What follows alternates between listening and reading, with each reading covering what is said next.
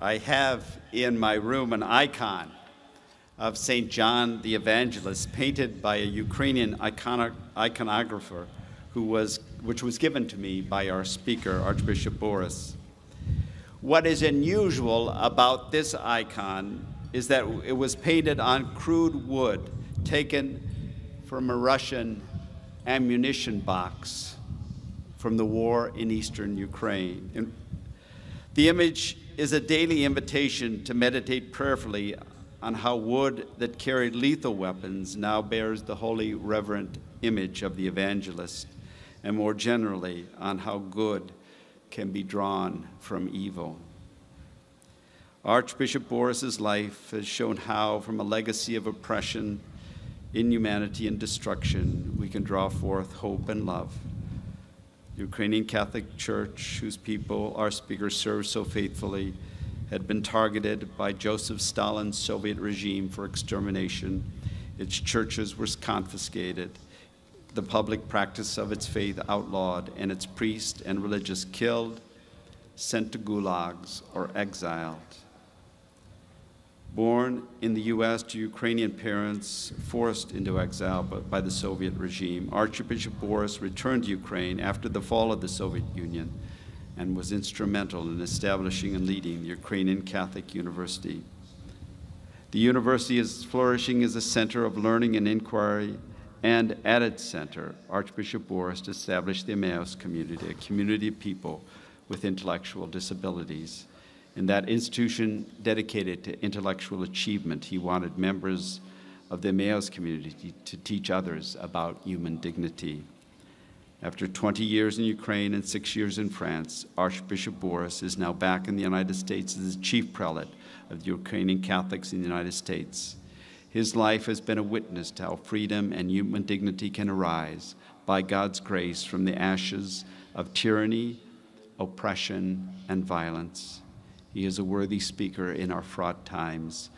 Please welcome our commencement speaker, Archbishop Borys Gudziak.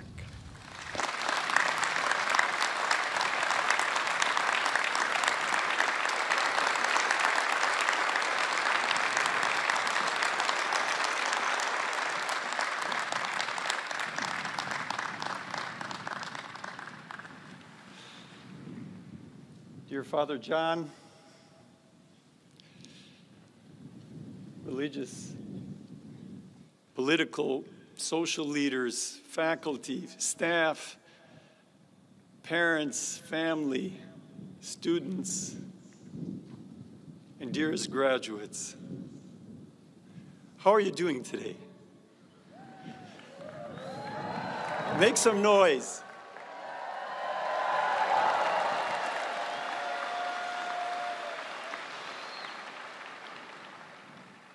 I am incredibly moved by your hospitality and your singular solidarity. I want to tell you, millions of Ukrainians will see you waving these flags today.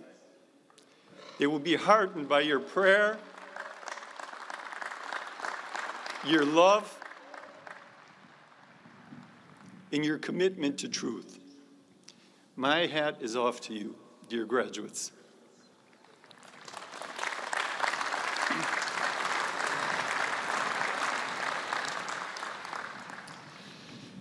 As a boy, and here I'll date myself, watching Archeparchy's championship football teams and mimicking Adrian Dantley's moves on the basketball court,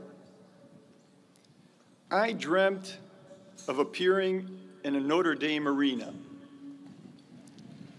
So many kids dream of Notre Dame. Dear graduates, you have lived that dream.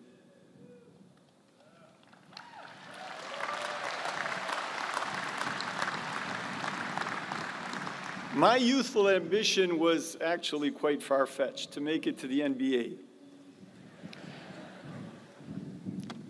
That dream was dashed very early when I was cut from the high school team. God had different plans, and I'm grateful.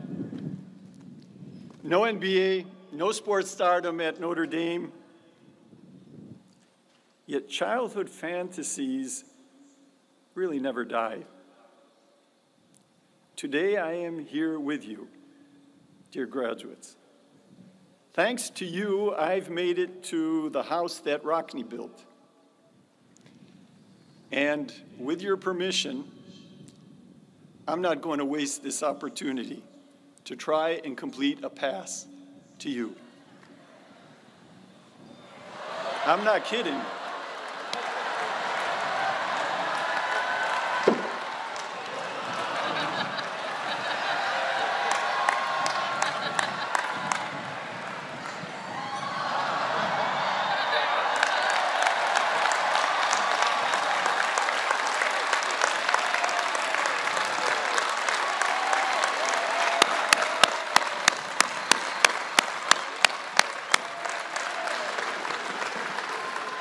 I made it. We made it. Touchdown, Jesus.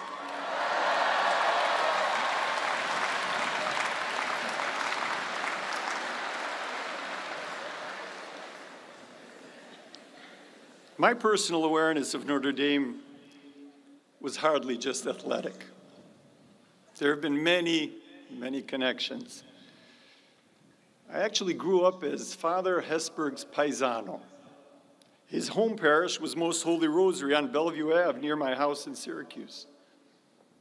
In my graduate school days in Cambridge, Father Brian Daly of your theology faculty, one of the most respected theologians in the world, was my professor and confessor, a priest and writer who had a singular impact on my life and who began his teaching career here.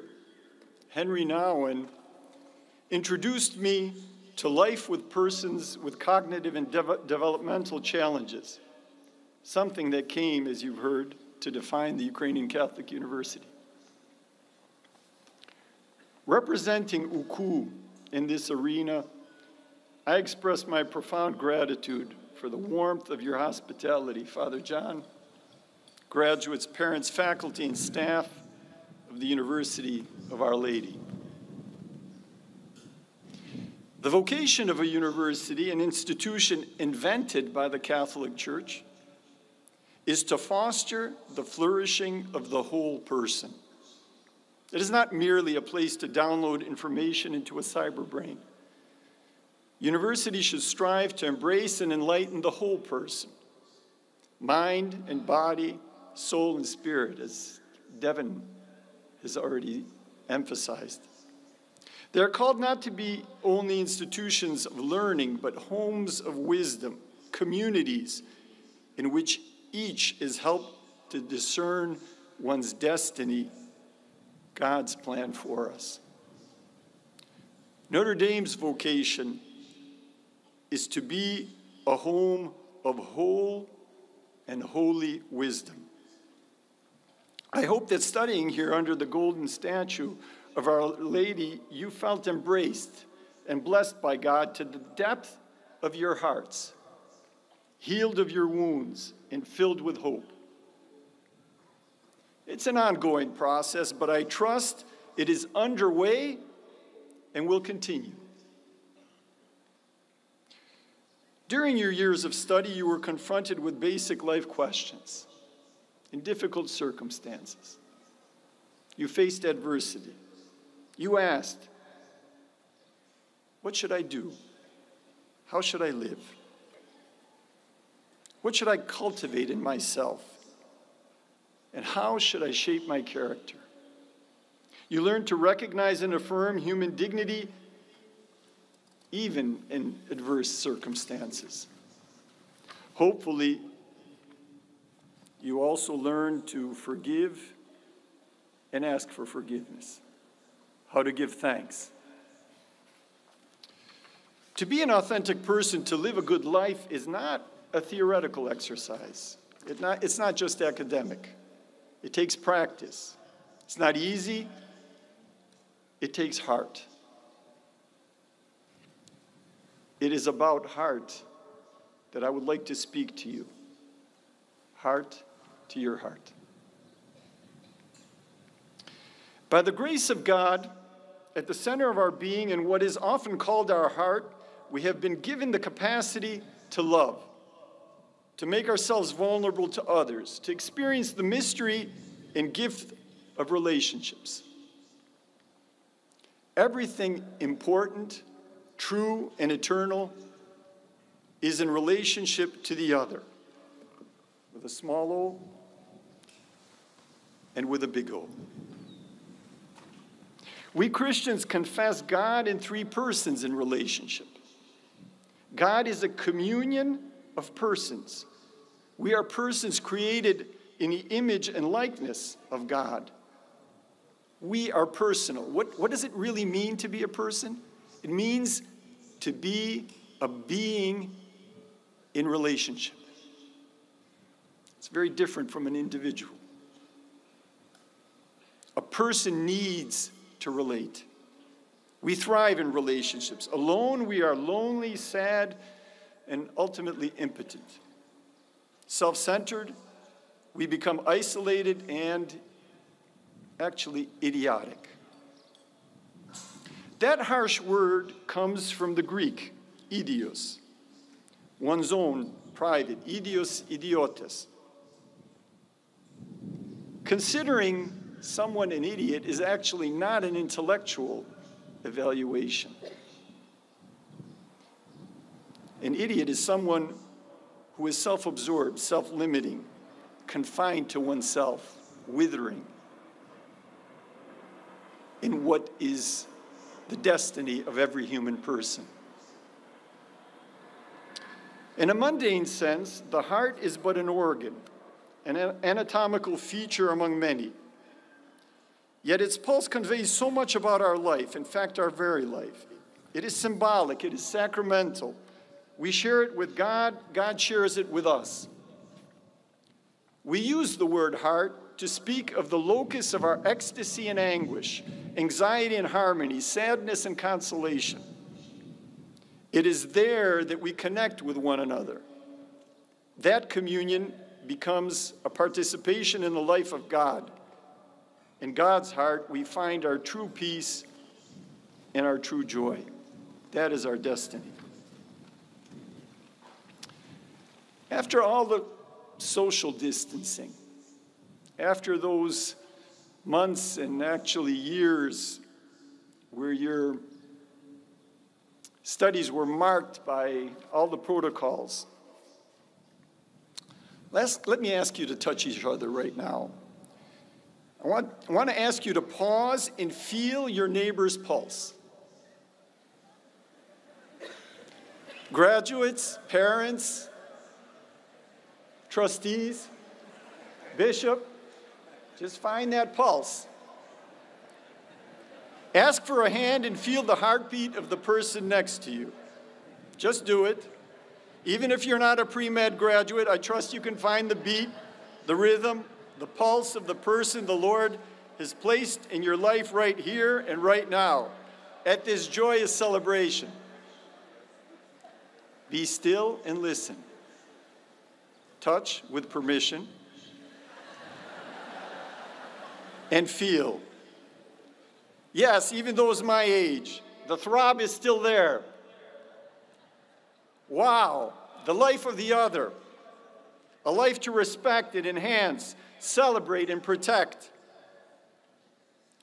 Imagine, friends, there are 8 billion pulsing hearts on this planet, full of hope and promise, love and life. It was the moments flowing from the heart that touched the core of your being during your years at Notre Dame. These we celebrate, your hearty work and achievements, the open-hearted love of parents accompanying, and yes, paying for your education. Parents, we salute you.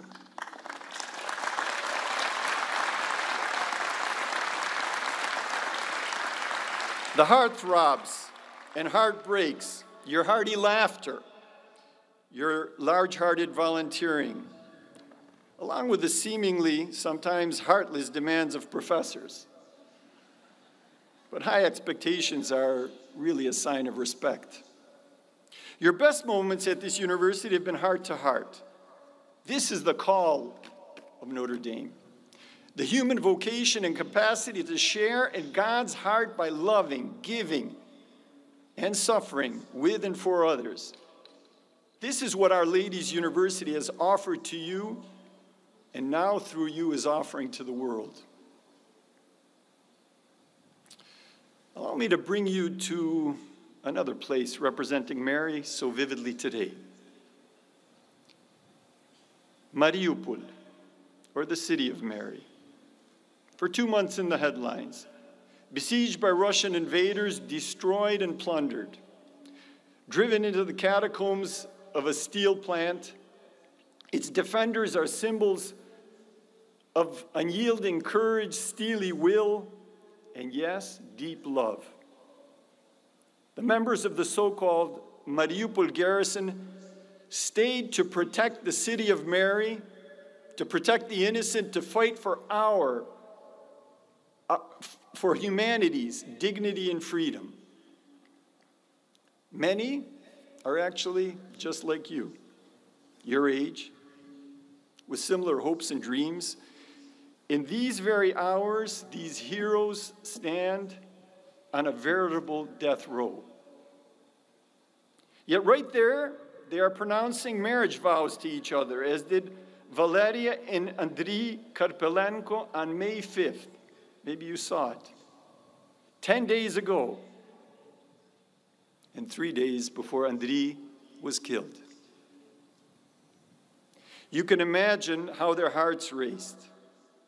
But they do not surrender. They exchanged marriage bands made of tinfoil. As a killer army closes in, God helps the defenders overcome fear. They speak clearly, with composure to the world. Their wives take their case to the powerful of the world, to Pope Francis, as did Katerina Prokopenko and Yulia Fedosyuk just this past Wednesday. Their hearts pound with a passion for the virtues, justice, beauty, and truth. And they're paying for those virtues with the highest price. Since fearlessness is the onset of eternity, this is their commencement. Think about that. Fearlessness, the onset of eternity. Jesus, when he appears to his disciples, the first thing he says, do not be afraid. And I encourage you, graduates, do not be afraid. Your confidence in the Lord is the beginning of your eternal life. That is your commencement. Why are we so mesmerized by Kyiv and Chernihiv, Irpin and Kharkiv, all these difficult names, Volnovakha and Kherson? Why have we learned, why did a courageous and colorful expletive make the tiny stone and grass-covered Snake Island world-renowned? Why have Americans and people of goodwill internationally contributed so generously to help? Why has your university committed itself in a special way to be in solidarity with Ukrainian Catholic University at this time of war? Why am I here? Why? Because you and I see the heart of a people and a country, the humanity and strength of its leaders who reflect the posture and character of a whole nation.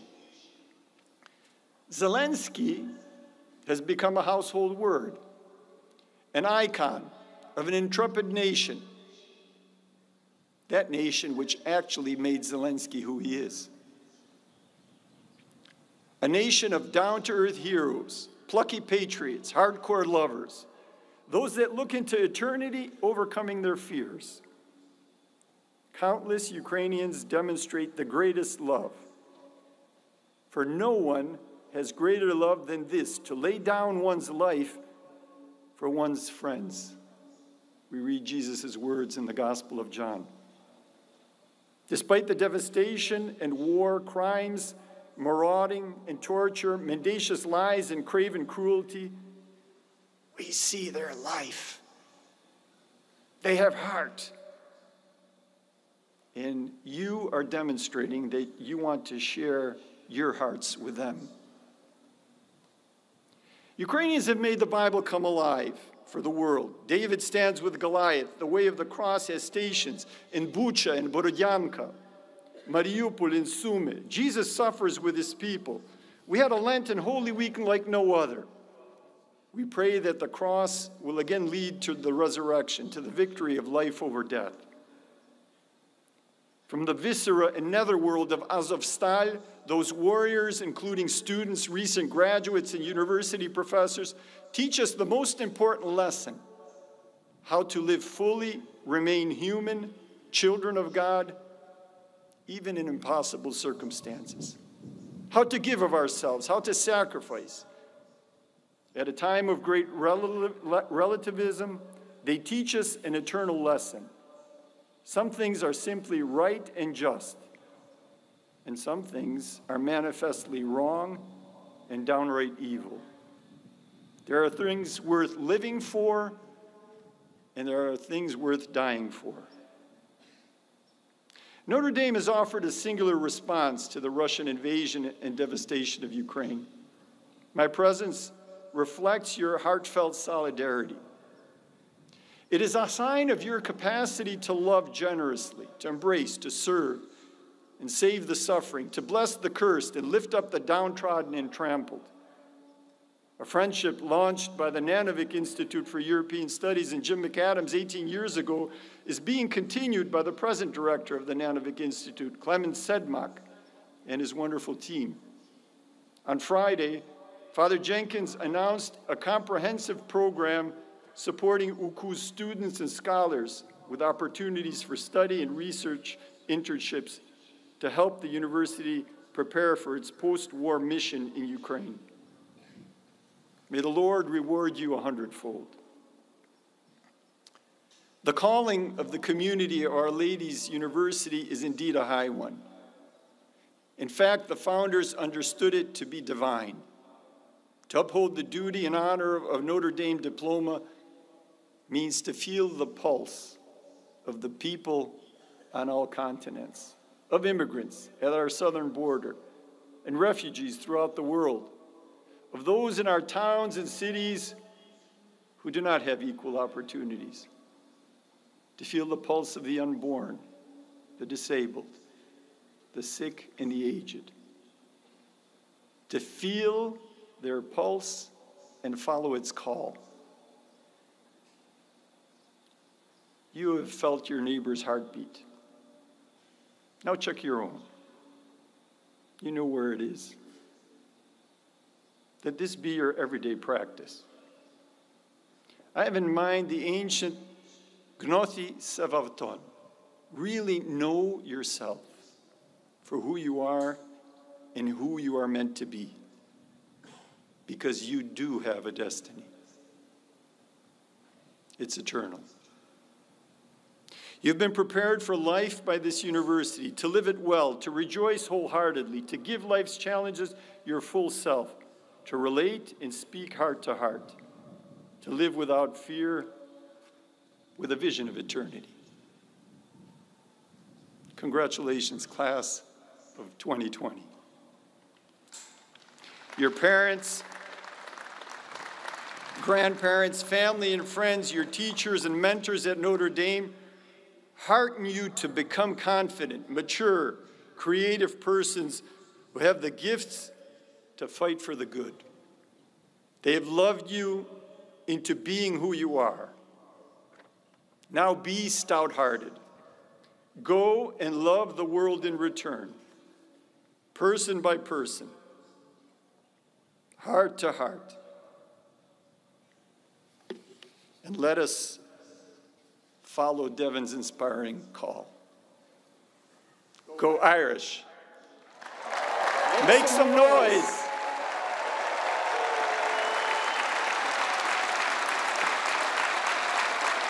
Thank you.